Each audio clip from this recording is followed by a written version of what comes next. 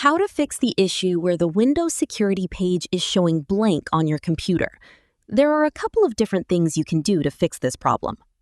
The first method is to open the Start menu, then search for Windows Security. Right-click on it and select App Settings.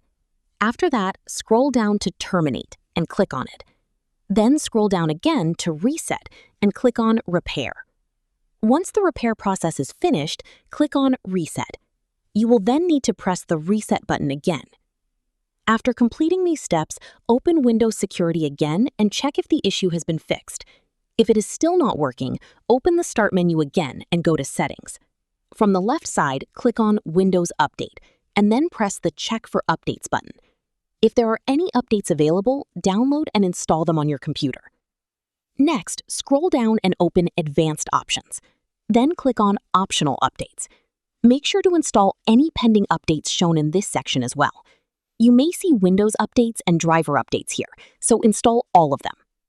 If you have already tried all of these steps and the issue is still there, the final method is to reset your PC.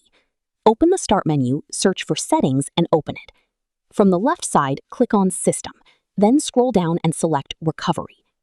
Next to Reset this PC, click on Reset PC. You will see two options: Keep My Files or Remove Everything. If you want to keep your personal files and documents safe, choose Keep My Files.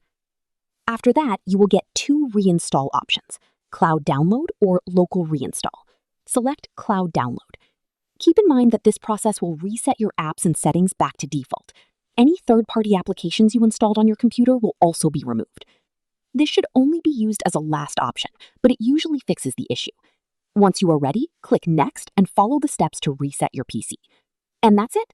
Let me know in the comments if this video helped you.